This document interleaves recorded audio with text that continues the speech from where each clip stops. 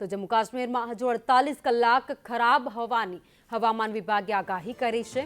National highway ફરી કાર્યરત કરવામાં 48 કલાકનો સમય લાગશે। ગઈકાલે ભૂસ્ખલન બાદ રાત્રે પણ વરસાદ વરસ્યો હતો। ભૂસ્ખલન બાદ જમ્મુ કાશ્મીરના રામબનમાં વિકટ સ્થિતિ સર્જાઈ હતી। ઠેર ઠેર કાટમાળના ઢગલા ખડકાયેલા જોવા મળ્યા છે। તો રામબનમાં સેનાએ મોરચો સંભાળી લીધો છે। રાહત અને બચાવ કામગીરીમાં સેના જોડાઈ ગઈ છે। સેનાએ મેડિકલ કેમ્પ પણ ઠેર ઠેર ઊભા કરી દીધા છે। તો સેનાએ અસરગ્રસ્તો માટે ભોજન અને પાણીની વ્યવસ્થા પણ કરી છે।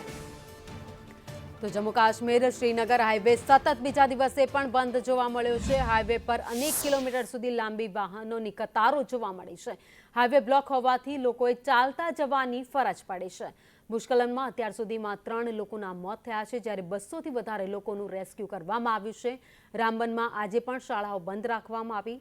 સમગ્ર જમ્મુ કાશ્મીરમાં નદી નાળાઓ બે કાંઠે વહી રહ્યા છે। નદીઓથી દૂર રહેવા માટે લોકોને સલાહ આપવામાં આવી છે, સૂચના આપવામાં આવી છે।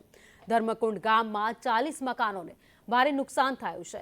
તો મોબાઈલ ટાવર્સ ક્ષતિગ્રસ્ત થતા દૂરસંચાર સેવાઓ બંધ થઈ ગઈ છે। મોબાઈલ ફોન પણ અત્યારે તમામ લોકોના બંધ છે।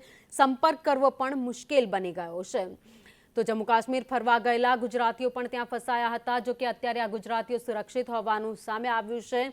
200થી વધારે ઘરને પણ ત્યાં નુકસાન પહોંચ્યું છે। તો જે ફસાયેલા લોકો હતા તેમને પણ બહાર કાઢવા માટે સેના અત્યારે રેસ્ક્યુ ઓપરેશન કરી રહી છે। અનેક લોકોને બચાવી લેવામાં આવ્યા છે। 3 લોકોના મોતના સમાચાર પણ સામે આવ્યા છે।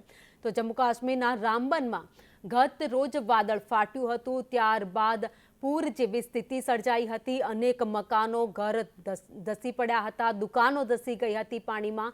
તો રસ્તા ઉપર જે વાહનો પડ્યા હતા એ વાહનો પણ પાણીની સાથે તણાયા હતા। દ્રશ્યો સામે આવી રહ્યા છે। અનેક રસ્તાઓ પર કાર છે કાદવ કીચડની વચ્ચે ફસાયેલી જોવા મળી રહી છે।